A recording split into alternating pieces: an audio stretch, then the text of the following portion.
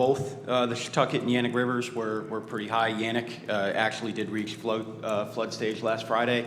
Right now, both rivers are still about 1 to 2 feet above level, but continue to drop, which is a good thing.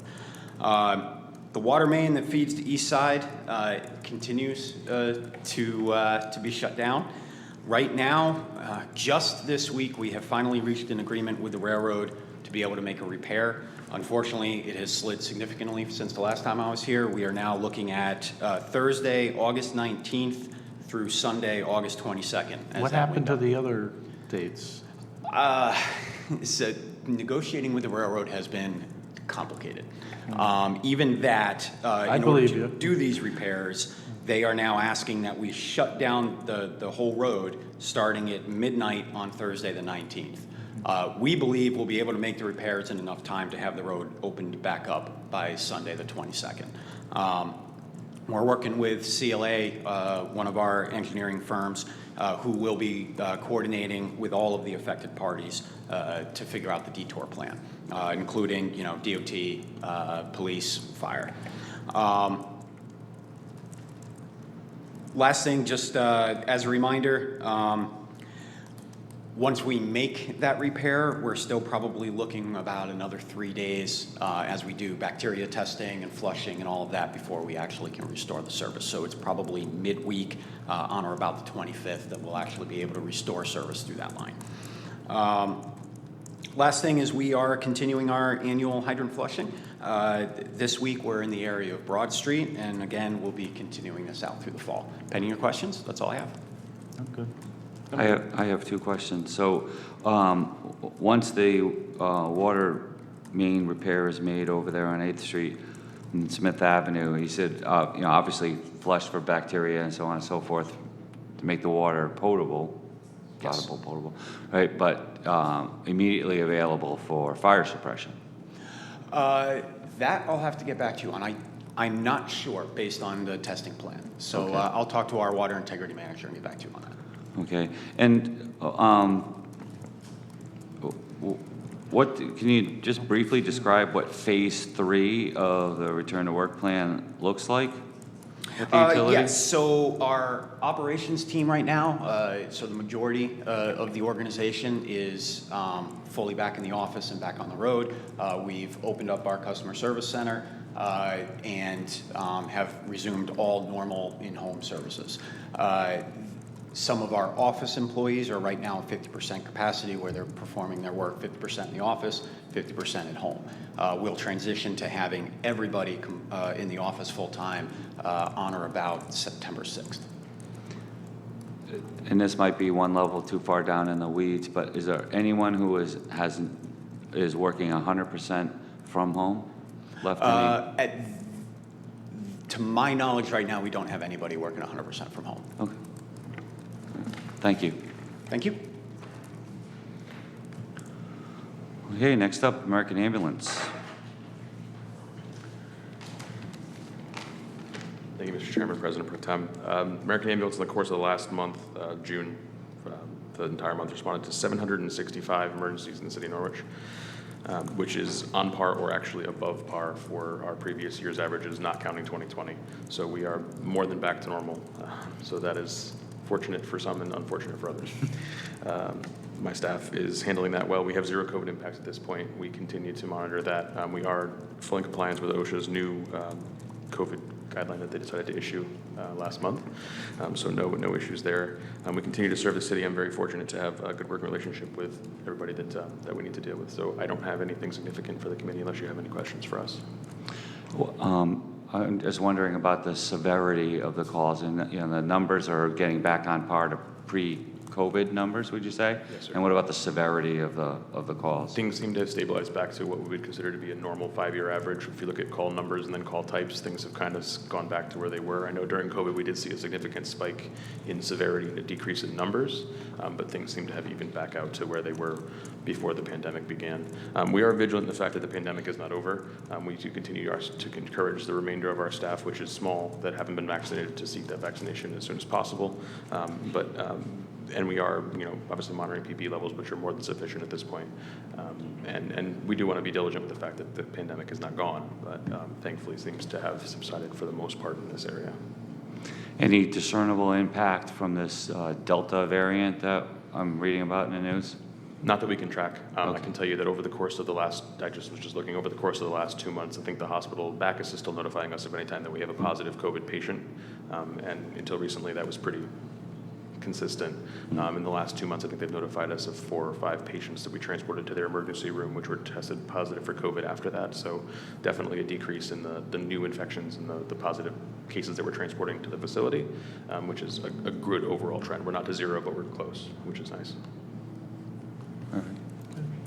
No, I'm glad to hear. I mean, I will tell you personally, I mean, we can talk all day about infection rates and stuff like that, but I think the more important number in my mind is the hospitalization and deaths. So, For sure. Yeah, because one, I'm concerned that we're overtaxing people like yourself and and the employees and and obviously the hospital. So it's I'm just glad to hear that, and hopefully that trend continues. I mean, I think the week before was like 35 hospitalizations in Connecticut in total. Right. So that's not a terrible number. The last numbers I saw, and I'm not sure how current they were, was there were something like 256 cases total, Right. and zero new deaths, which is a great Right. number to have. Exactly, 0 deaths. I can't thank you enough for your concern. My staff has been incredible throughout this entire process, Yeah, and I no need to doubt. give them all the credit because clearly, it wasn't just me.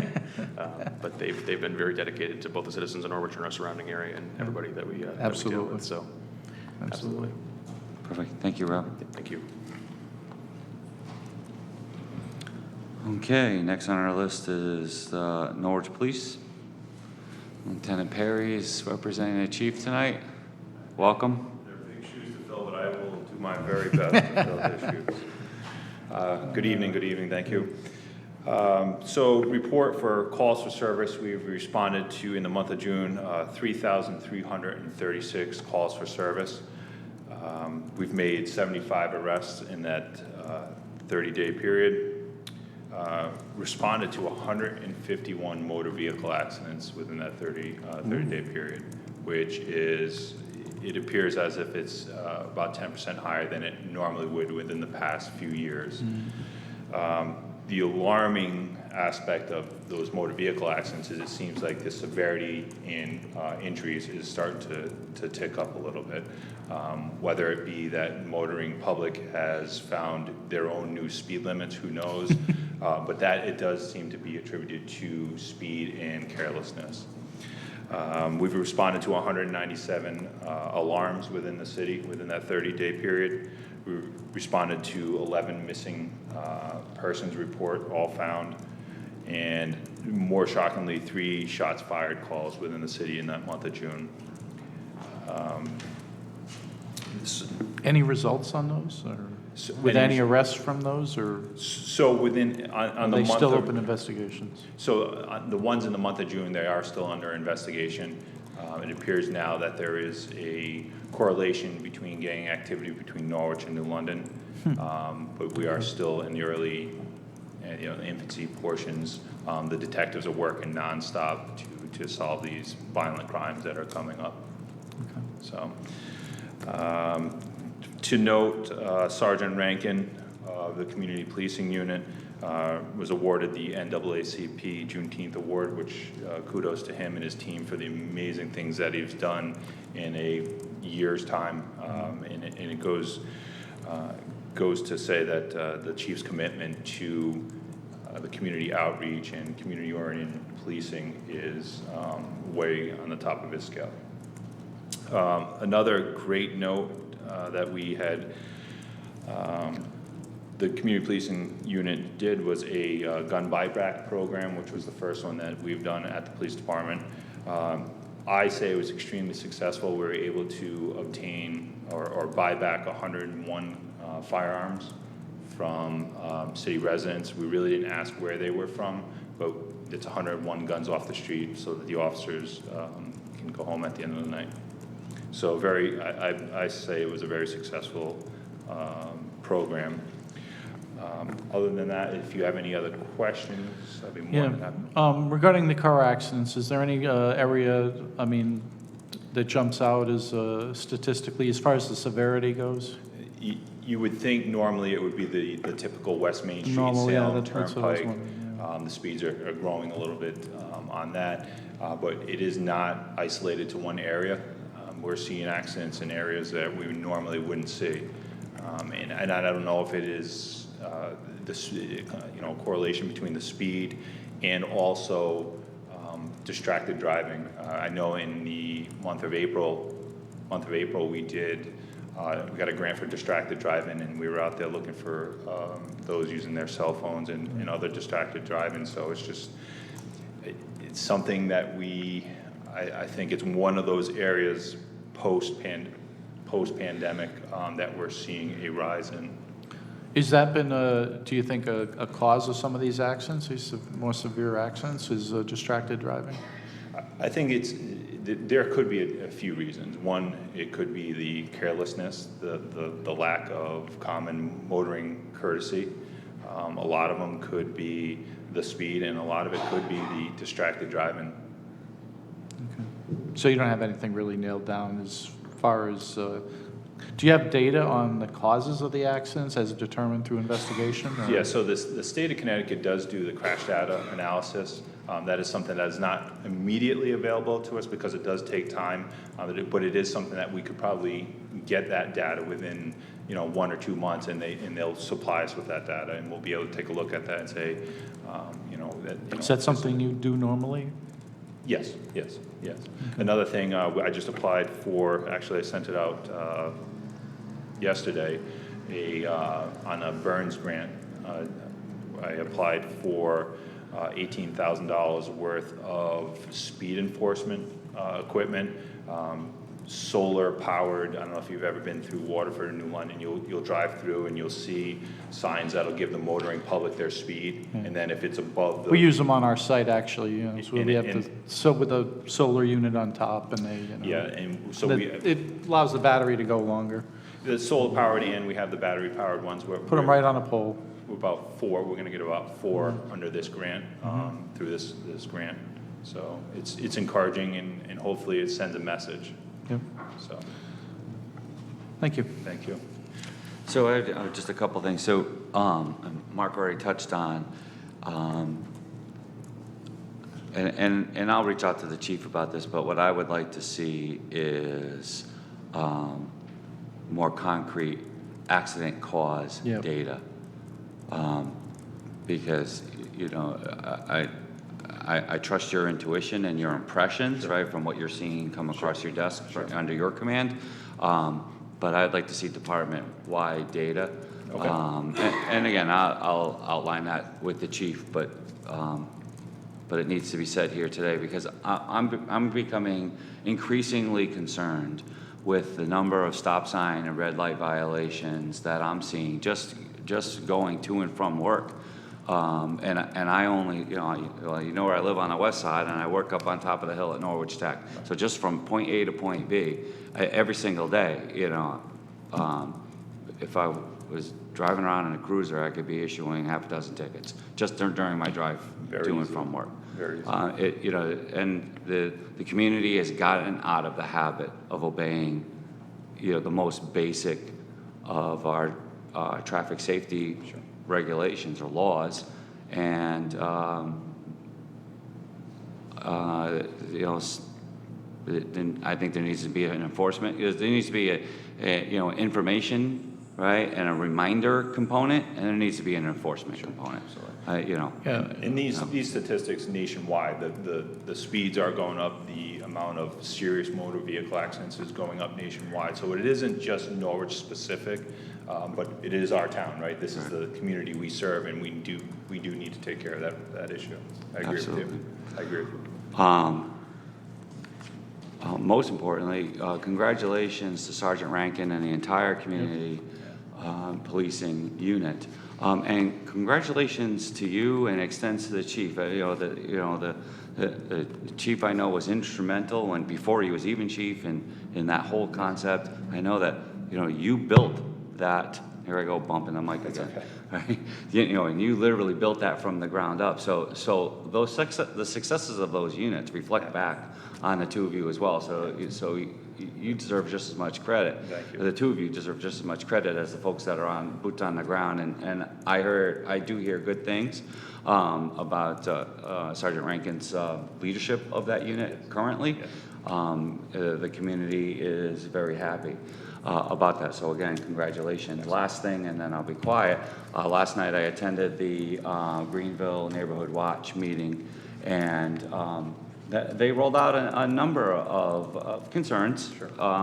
And I believe that Nick was either on a call or was otherwise couldn't attend, which was fine because I was there to take down the list of things that they wanted to communicate to us. And so I will break out that list because there were a few things for Public Works, there was a few things for the police department. There was concern raised about the water project over by former Mr. Biggs. So, I'll parcel those all out, and so just people know that so you guys know what the people in the community are thinking and what questions that they might have. So, the chief can expect to see that from me, and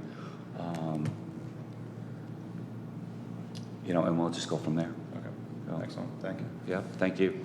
One final thing that I did want to discuss, other than the gun buyback and all the service calls is, alongside with all the fire chiefs, we were able to work on the CAD RMS system, the future CAD RMS system, as well as transferring the fire departments, citywide to the state radio system.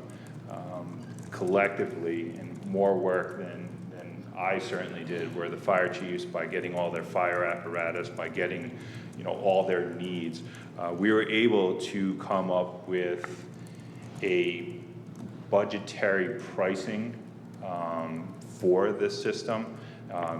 Just so you know, and I'm sure you both know, is that we went to the new radio P25 Motorola system at the police department.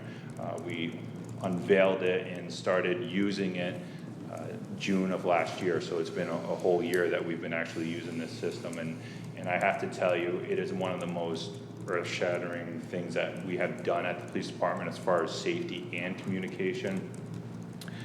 Just for instance, we were doing we were the number one push to talk, meaning we pushed and activate the radio in the state of Connecticut for 3 or 4 months, and we're still continuing to utilize the system, and we haven't even touched what the system is capable of doing.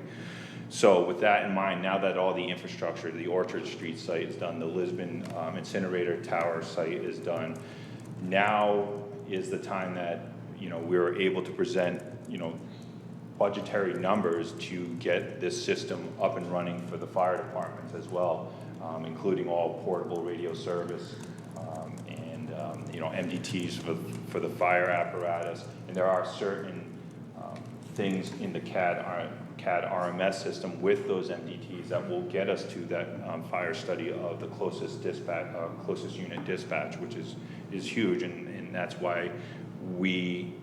Within 2 or 3 meetings, we had numbers and ready to go. Kudos to every fire chief and everyone that was involved in these meetings, because we really they put their heads together. I was kind of just like the person pushing it along a little, because I know how well this system works. We were able to get, again, budgetary numbers. I can say that within a certain degree of certainty that this system, including the CAD, the RMS, the CAD, the reporting management system, and the radio transfer could be as low as, I would say, 3 million, and could go up as high, no more than 5.3. Now, those are budgetary numbers. Those are high numbers. That's not including putting it out to bid, like portable radios, can we get the portable radios for a lot more? That doesn't include Motorola pricing as bundling, like, you know, the old Progressive commercials, I should say, the new Progressive commercials where they give you a discount for bundling. That is something that Motorola is willing to do with us. And also, it is something that I think that it will address a lot of the issues in the fire study, and that was the CAD system. So with those very rudimentary budgetary numbers, I think that now would be a good time to transfer the fire department over to the state system, so that they can get off the low band. They're slowly losing. I was talking to one of the fire chiefs that they lost some service in their fire district this weekend due to the storm. That's a scary situation. We have not lost. We went through Isaias. We went through a bunch of other storms where we have not lost any service whatsoever. We have a great working relationship with the state of Connecticut and their communications division, where they are a phone call away, and they know about problems before we know about them. So it's been tried and tested by the men and women of the police department on the street. I know that they had the chiefs had the opportunity to take our portable radios, and the state gave them portable radios and actually tried it. And I would say that every one of them, and they'll hit me in the back of the head if I say this, but I'm sure that every one of them will agree that the system, as far as communication, is far better than what they are right now. So that is that. As far as I wanted to kind of like start that going, to bring it maybe to the city council and maybe start going forward with that program. I did have one more question. In the Sure. gun buyback program, Yes. what happens to the guns? Are they destroyed? So if the guns have any historical value, let's say that there was a firearm that was purchased from Norwich, Connecticut, the firearms dealer in Connecticut, for its historical value, we can hold on to it. But as sad as it to see them go. So I can't pick up any of them on the cheap? Unfortunately, no. Okay. We're once they're off the street, they're off the street. All right. Unless they do have some historical value to them. So, Good. Perfect, yes. If that's the case, that's good. Thank you. excellent, thank you. Okay, next up, Chief Montoya, Emergency Management.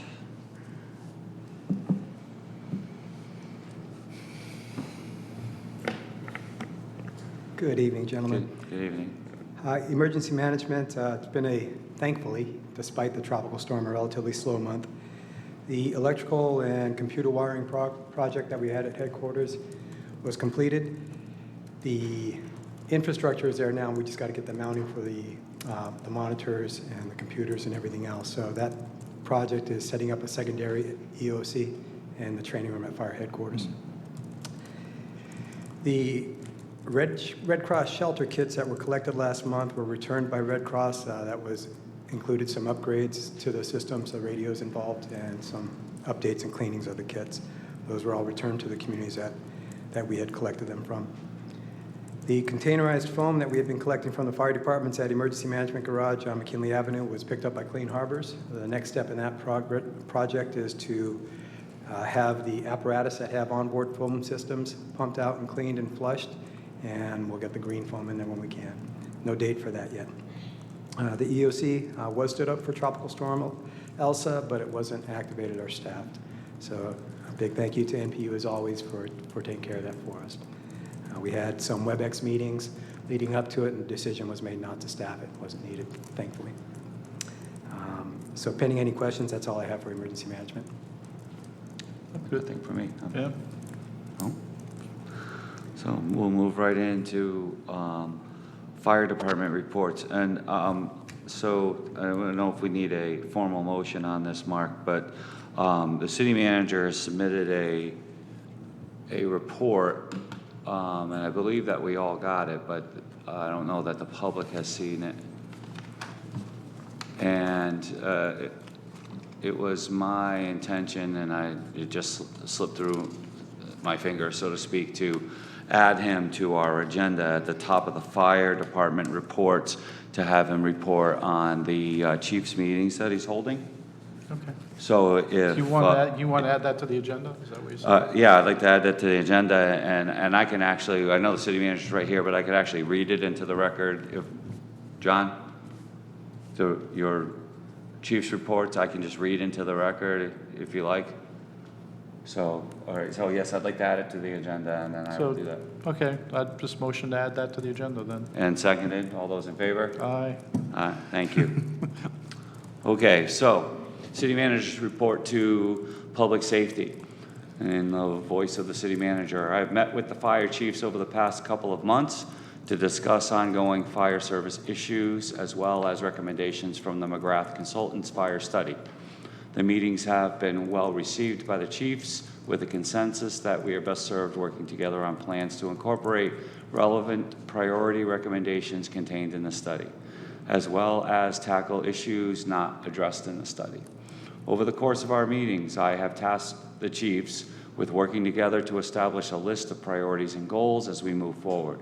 The chiefs have met on their own and in between our meetings to further discuss priorities and issues.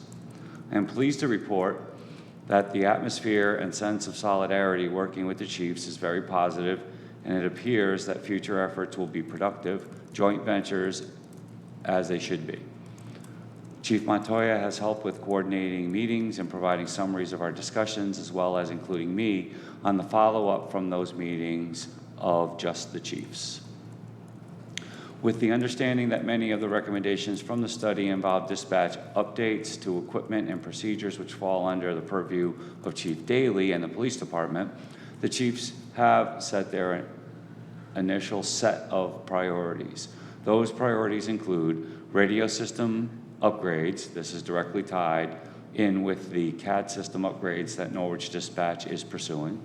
Standardizing SOGs across all 6 departments. Training and sharing information in the emergency reporting system, the reporting program utilized by the fire departments. Joint training between departments and automatic aid/mutual aid responses. Below is a summary of the action to date on some of the priorities. Radio system upgrades. All departments have conducted field surveys of radio reception of the statewide radio system in their respective districts. The preliminary survey shows the state system provides excellent coverage throughout the city, including good coverage in areas where the current systems fail. The chiefs have compiled a list of anticipated equipment and service needs to make the switch to statewide and are working with the police department and the radio vendors to provide an estimate of total project cost. I appreciate the efforts of Lieutenant Perry and Chief Daly in assisting with meetings with the radio reps and coordinating the equipment and budget estimates. Standard operating guidelines, SOGs.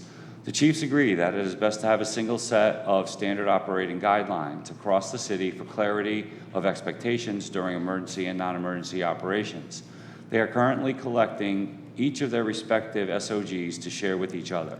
Once they have all 6 department SOGs, each department will designate a representative to be part of a team to review, update, and consolidate the SOGs into one citywide SOG. Emergency reporting. This is the reporting software program that the fire departments use for incident reports, training reports, inventory, as well as other functions, personnel rosters, maintenance, etc.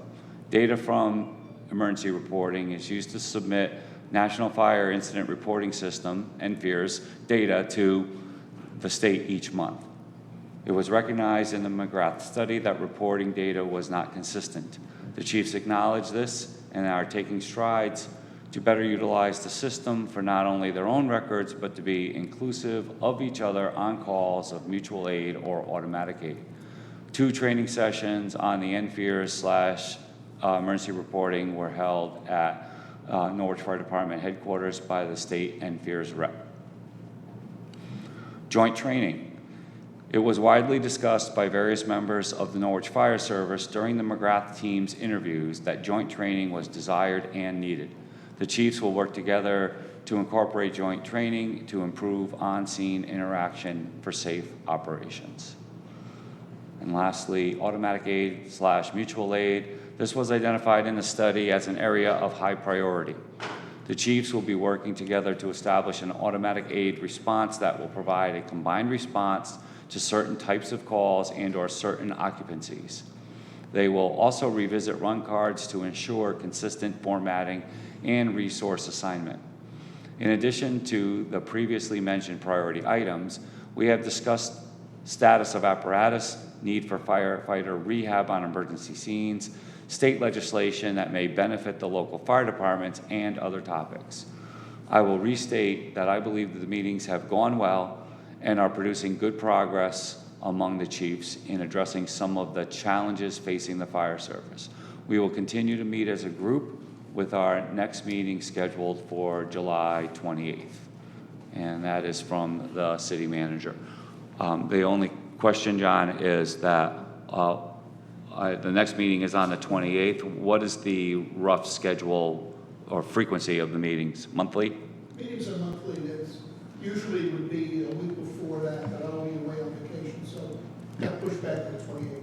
But it's monthly. Okay, thank you. Mike? Mark? I'm sorry, did I call you Mike? Sorry. Mark. It's all right. I kind of like Mike, actually. It's all Mike is good. That's your new name, there you go. Any questions? No, I'm good. No, that's an excellent, that's a good report. Thank you. All right, thank you very much for that, John. And to Norwich Fire for your report. And by the way, I did receive your ER reporting, the email with your files. Excellent. All right, I'm going to start off with doing something that Lieutenant Perry was a little shy of doing, and that was giving himself and Chief Daly proper credit for the support that they provided to the fire departments and the fire chiefs in compiling the information for the radio upgrade potential there for budgets. Without his help and the organization and scheduling with the state reps and the radio reps, we would have had a hard time doing it in such a timely manner, so I do appreciate that. So you received the reports on response data. Any questions on the reports or any concerns? None. Okay, moving into significant responses. I don't know what it was. It kind of ties in with Lieutenant Perry's comments about motor vehicle accidents on June 22nd. We started off with a entrapment MVA at Burnham Square, nice early in the morning. Followed that up with a 3-car MVA with a rollover on Boswell Avenue, and then a little bit later in the day, an MVA into a pole with a broken utility pole. So that was just one day of that. We had a structure fire at 4 Tyler Avenue on the 29th of June. Heavy fire to a single-family home there. Fire started on the outside, moved its way to the inside and the upper floors. Good coordination. We had Yannick and East Great Plain helping us on scene. Critical needs, Squad A, broken record up here, but always on the top of our list. As I've mentioned before, we did submit an AFG grant for it.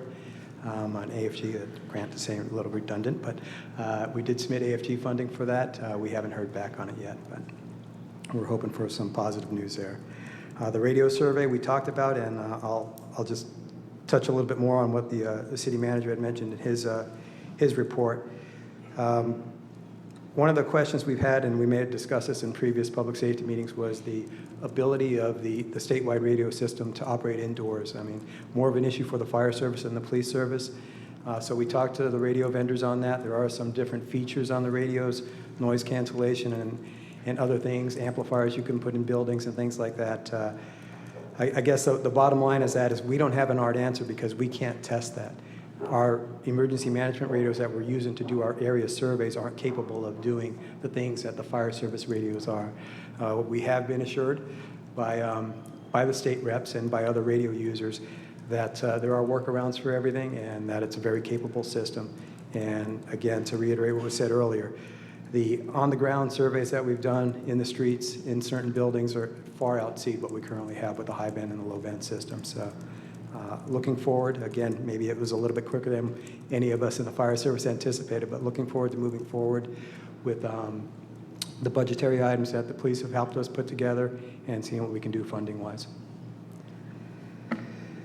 Staffing, the fire code clerk posting has closed on June 30th. We have 89 qualified applicants, which will be testing over the next week. I think they have 2 nights of testing for that. So I hope to fill that vacancy sometime in August. Another vacancy that has been appointed but not filled yet is the vacancy in the fire inspector's office, created when Captain Roberts retired.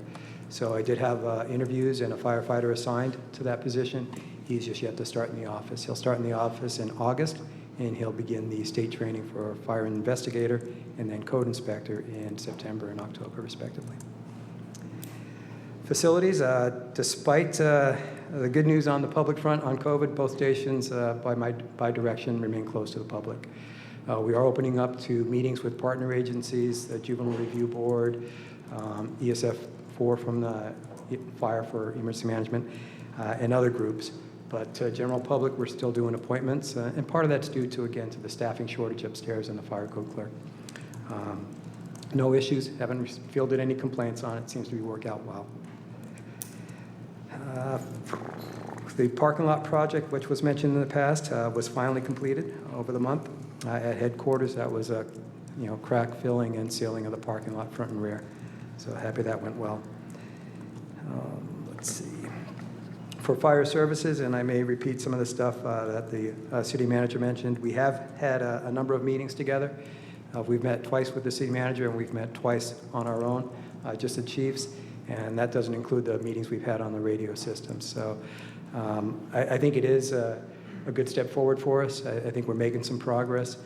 We've addressed a few issues, and we have bigger issues to tackle. So I think we have a good relationship, all 6 of us, and we all have the same goals and priorities in mind. So I'm pleased to report that.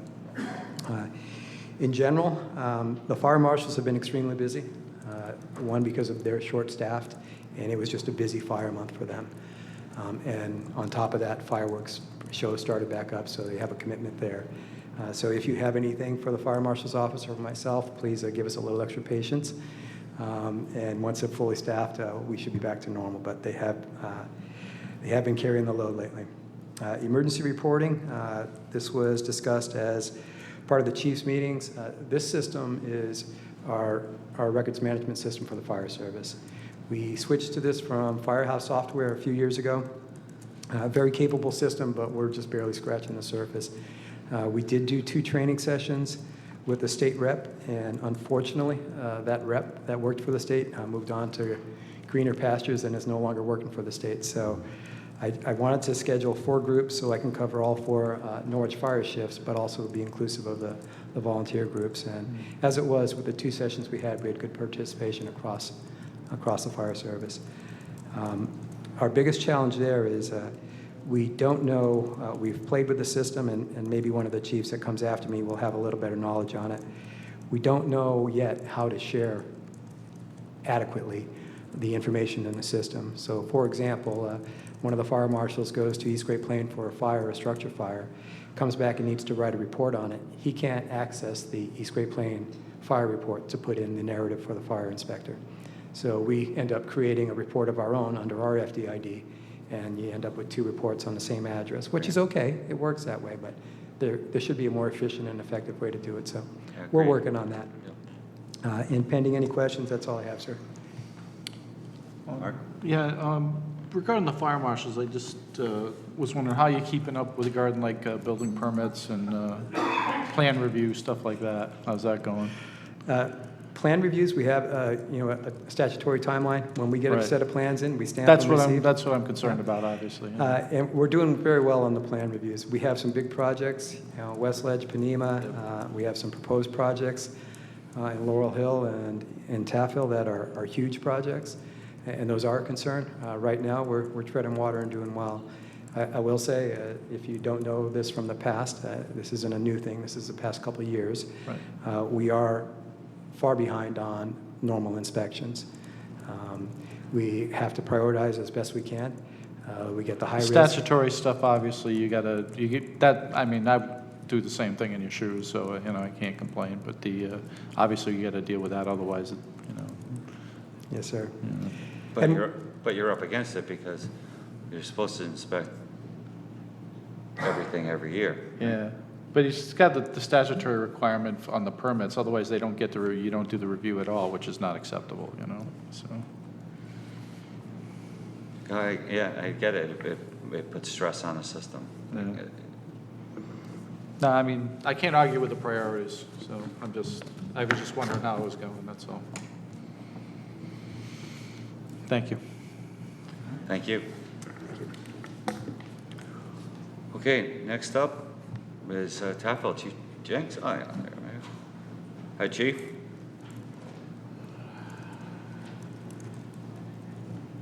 Good evening. I apologize for missing last month. Family stuff. Not, With that but- said, yeah, did not necessary. they not send out the minutes from last month's meeting? We did. Yes. Yeah, Oh, okay. we're good. I checked. I didn't see them, that's all. Because I wanted to make sure I got caught up in everything. Oh, And I do have your ER reports. Any questions on them? No. Okay. As the chief said, it was Chief Montoya said it was a busy month I think, for everybody. We're going to bounce around a little bit. So we weathered the storm fairly well. Typically what happens when there's a chance of heavy rain, we have one homeless community that is in a low-lying area, so we always make a trip down there to see if we can get them to move along. Where's that, Tim? It's behind Dairy Queen. Oh, yeah, okay. Yeah. The traditional one? Traditional one, there's 2 or 3 of them down there. My years, I've only seen that field flood twice, and that was in '86 and 2010, but we still like to get out down there and let them know, hey, you might want to move along. So we only, believe it or not, only had, I think, 1 pump job, so we lucked out on that. We had a busy month. We've got a busy month. We had a busy month all the way around. We provided mutual aid to our Norwich partners. Last Tuesday, we were out in Jewett City. We've been to Griswold, and we went to Scotland for a couple of structure fires out there last week. So we're providing mutual aid all the way around as normal. Our training is ongoing. We're re-merging back into our online training. We took a month off so everybody could get caught up. We're re-merging back into that. As Chief Montoya spoke about the radio project, I'm not personally involved with it. I'm not the radio guy. I can turn it on and screw it up. Lieutenant Dupree handles that for us, and he's done a great job. Hopefully, it's my turn to get the thumb drive for the SOGs. We just haven't been able to hook up. Hopefully, I can get it today. Where's Keith?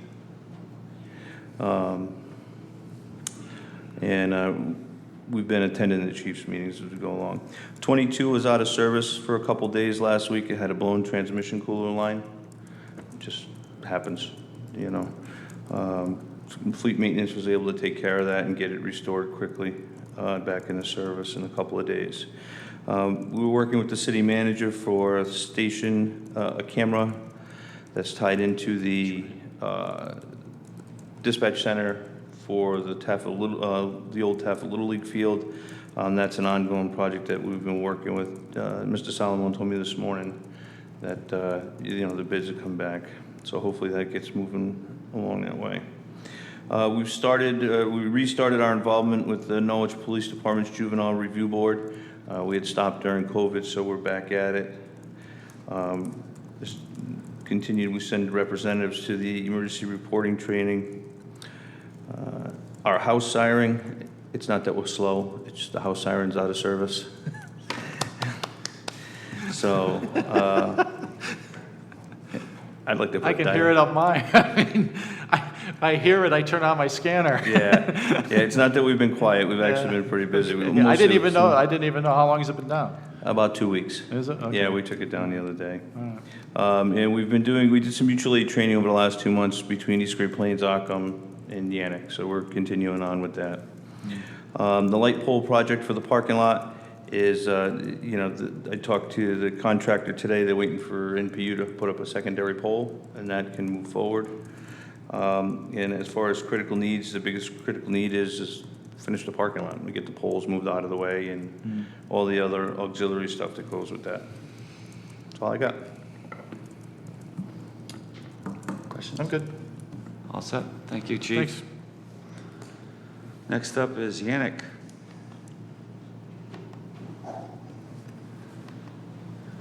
Chief, I have not received your ER reports for last You month. didn't? Okay, I sent them out Tuesday. I will double check as soon as I get back to Yantic. Let me, go ahead and I'll Okay, see if I I sent it have from, them here uh, somewhere. I might have, Sent it from the firehouse, Chief Yeah. YFBCO at yeah. Comcast. Good evening, everyone. Last month, the Yantic Fire Department responded to 50 calls. 12% of our calls were fires. The other 60% of the calls were accidents to EMS. And we did see an uptick again in false alarms. That was up to 8 calls and 16%. COVID supplies are adequate, no additional, no exposures at the firehouse.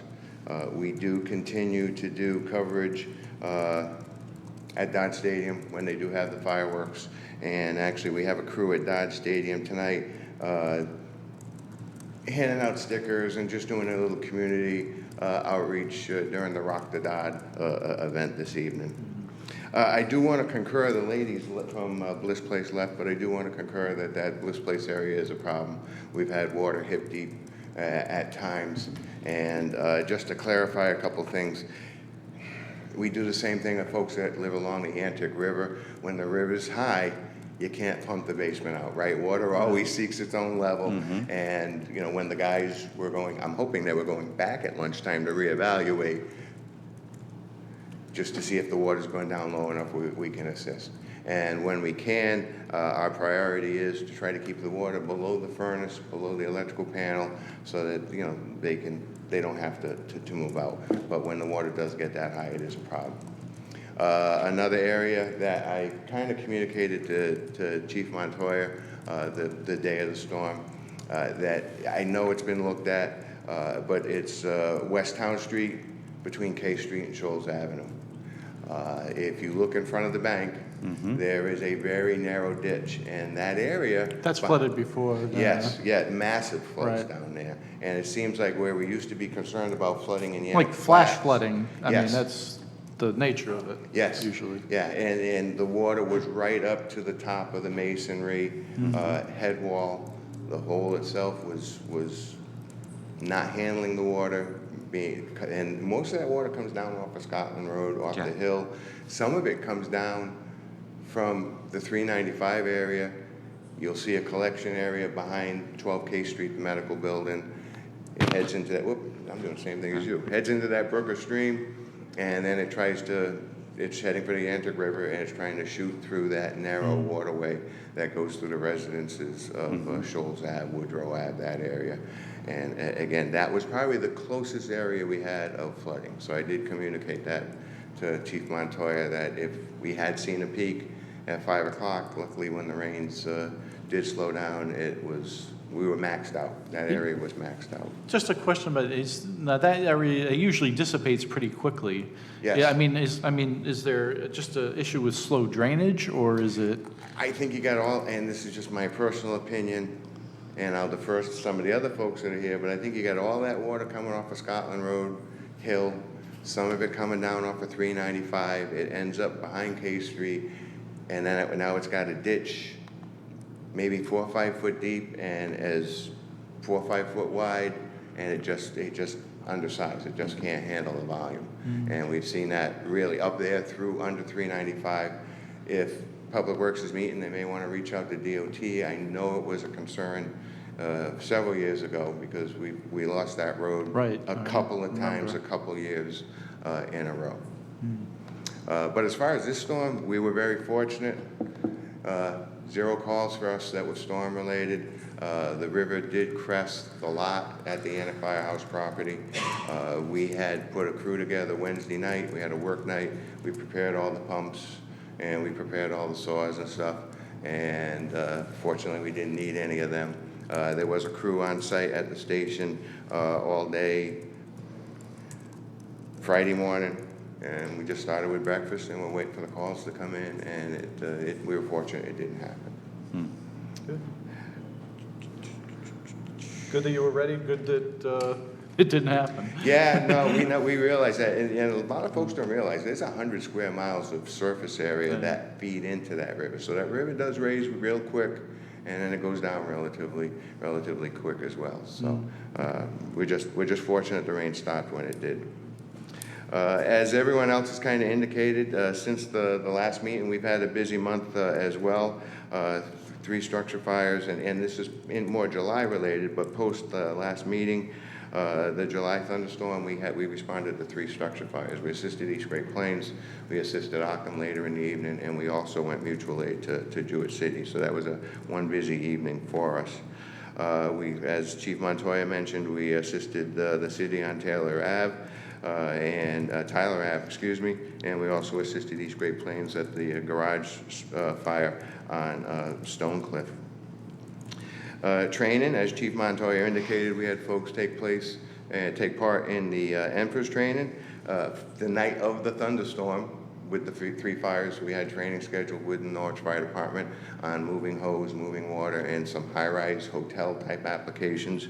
We were going to do that at the Transportation Center, and we have conducted moving water with East Great Plains very recently, so as well as our regular in-house training.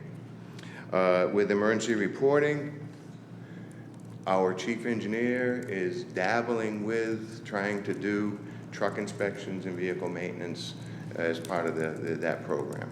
So he's kind of taken the lead on that.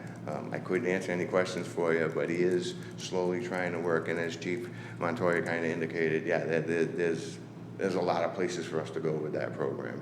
And again, we're starting to dabble with that.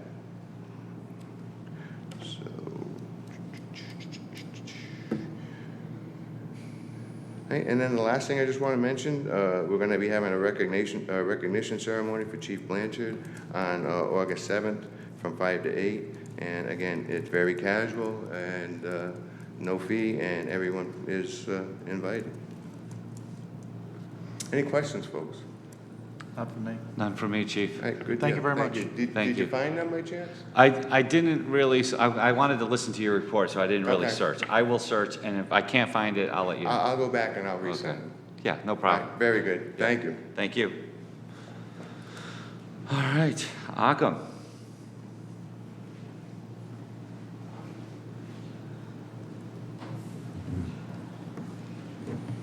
Hi, Scott.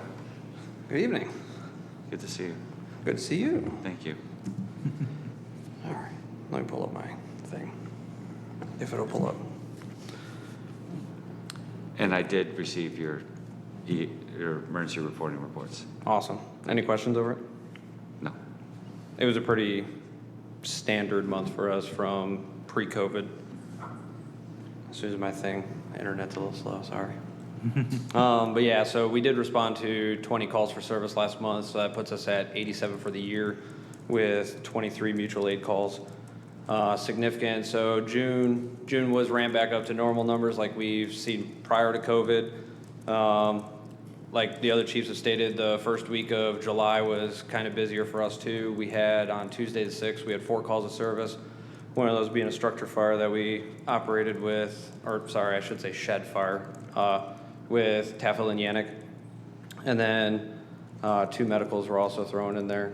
And then for Storm Elsa, we had a tree come across White Plains and land on the power lines. So that was our only call of service that day. It's still downloading. I apologize. There we go. Other than that, critical needs. So again, replacement of engine 41. It was just in the garage. We got it back today, primarily because the lights on the truck were getting dimmer and dimmer. So the power packs need to be replaced along with a few of the other lights. And from what Chief Spalding has said, it is very bright and can be seen once again. So that's a good thing. But the city garage is finding a harder time getting the parts that we need for it. What year is that vehicle? It's a 91. Radio and dispatch, you've heard it from the other chiefs. We continue to move forward on that and work with them. We hold steady at 36 members in the department.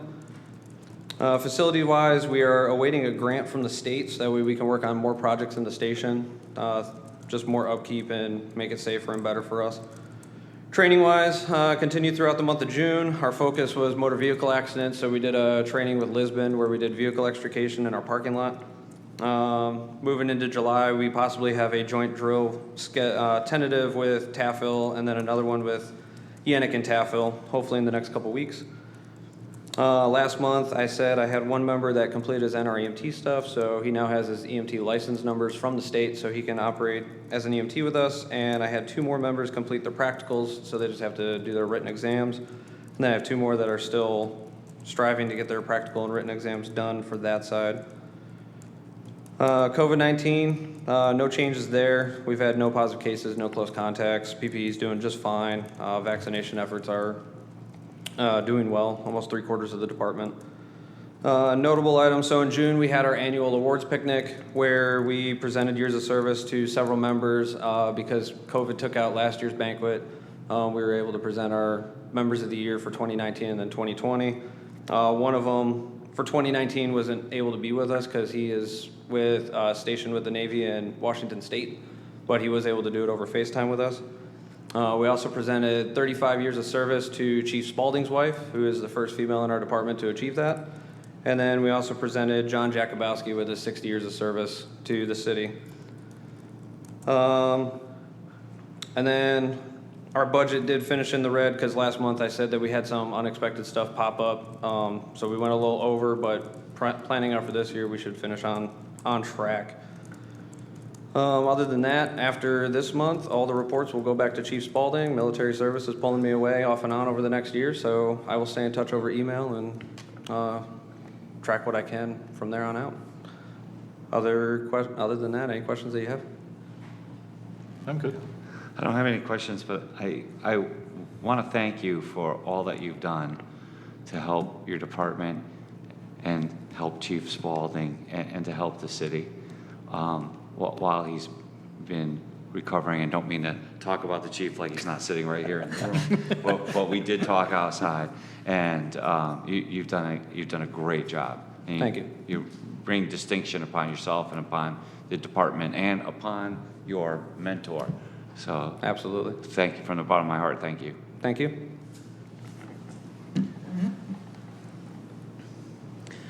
Oh yeah, moving on. EGP. I didn't hear anything from Keith. I don't know what's up, but He's unable to attend. I'm sorry. He's unable to be here this evening. Okay. Thank you. And Chief Laurel Hill. Hi, Aaron. Good to see you. So I'm just coming from work, so sorry about the uniform. It's not common. Ditto. Just to start off, I have not received your ER reports from last month. You have not? I meant to send that out last night and things got tied up and I just never got a chance to do it. So Yep. you will have it before the end of tonight. No problem. Thank All you. right? So membership strong. We got 2 new members last month. We have a total of 42. Getting on the membership, we have 93% of our members have been vaccinated. We do have a couple who are held out for various reasons, but majority of the membership is good. COVID supplies are good. Getting on to radios, like Lieutenant Perry said, Chief Montoya, everyone has said, the radio system we have been testing. I've been part of all the meetings. It is something that we definitely need. And I'd like to thank Lieutenant Perry for putting all those numbers together for us. He had the hard part. I just had to give him a simple thing of my department, and he had to put it all together for this. So thank you very much. I appreciate it. Trucks, hose tender still out of service. Hopefully, it's due back very, very soon. We're literally waiting for the transmission to come in. I talked to John Raymond the other day. I hope to have that back in service very soon. That's the only critical truck incident. We had 61 out of service, but that was just for this morning. No major issues. Something broke and had to be replaced. For training, we currently have 4 members who are in EMR class in Mystic. Hopefully be completed, I believe, beginning of August. That class is done. We'll receive certification in that through the National Registry. We have 6 members who just finished up Q class. We hope to have that completed by the end of the month. They have to still take a state training. I did send 3 train-the-trainers to the state of Connecticut to get trained so we can start doing our own training moving forward. so we don't have to pay the state or wait around for the state to send someone down to us to do our own training. We'll start doing it ourselves. We did have some members, including myself, attend the NIMFRS training. We are obviously working towards a better way of doing it. And as far as emergency reporting goes, I have an IT guy that is in my department who takes care of most of that stuff for me. So like the other chiefs, I know basics, but we are working on a better way of doing things. He has done a lot of inventory work as far as emergency reporting and has shared that with other departments. I know he went to East Great Plains and helped them a little bit out to get emergency reporting going there. So we are working towards a better way of doing things. That's it for training. Retaining wall, the retaining wall is complete. As far as I know, they've been paid. I've not heard they haven't been paid, so Josh was taking care of that for us, so that's a done deal. We still have a little bit of work to do on top, but the retaining wall itself is complete. And with that, we haven't had any flooding issues. Since we started doing some of the work last year, we had some water in the bay and everything else. So the retaining wall was kind of part of that. So since then, as of Friday when we had the storm, not an ounce of water entered the station. And we had guys checking it throughout the day to make sure we weren't having any issues, and we aren't. So that's a good thing. The only flooding issue we had during the storm was my pump stopped in my basement, so that kind of, stinks, but I got through it. Other than that, if you guys have any questions, I will entertain questions. I'm good. I have a couple of questions. The hose tender, Yes. rebuilding the transmission, putting a transmission in or whatever we're doing, how much is that costing the city? $5,000. So I'm wondering what was the rationale to put $5,000 into a truck that in the study is slated for decommissioning and removal from service? So this was actually brought up at one of the chiefs' meetings. We had a long discussion about it. That truck is used for more than what the study portrayed. That truck it's on second alarm for all the EGP's fires. It's serving a major purpose right now for the current problem we're having with the no water to the east side. That's how we're getting water over that way. We have to have more hose in order to do it.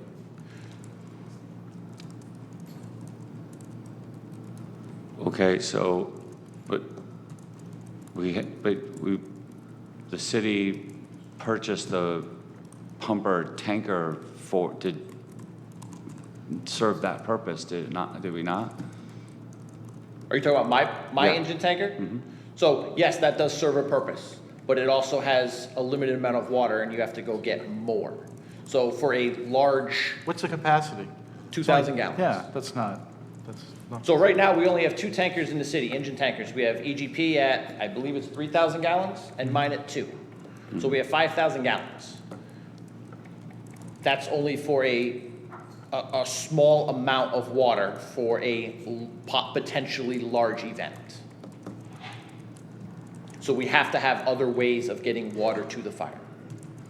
Okay, so I guess I'm wondering, at what point will we say that we've spent as much money on a piece of apparatus, in this case the hose tender, as we're going to spend? I mean, the truck. We only paid, I think, like, what, $26,000 or something for it. So we when paid bought it. $30,000 originally to get it.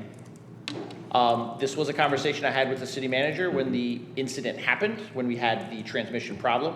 And at that time, we based off of the amount, but obviously there is an amount that we won't go above, and myself and the city manager has had that conversation. I don't know the exact number, but there will be a number that obviously we just won't be able to afford based off of everything that's going on. Okay. I don't have anything else. Thank you, Chief. Okay, and with that, moving on to our next agenda item, which is number 6. Put on my glasses. Okay. Public safety items for future discussion. Is there any item that needs to be added to our agenda, either from Mark. I know that I heard from Bill that he was not going to be able to be here tonight, or from any of the stakeholders, anything you would like me to add to our next agenda. If not now, send me an email and I will do that. But if there's anything now, I'll take that. Okay. I'm thinking with that, I'll announce that our next meeting will be August 11th, 2021, right here in council chambers. And with that, I'll entertain a motion to adjourn. Motion to adjourn. Seconded by the chair. All those in favor? Yes. We are adjourned at 8:26 p.m. Thank you, everybody, for your time.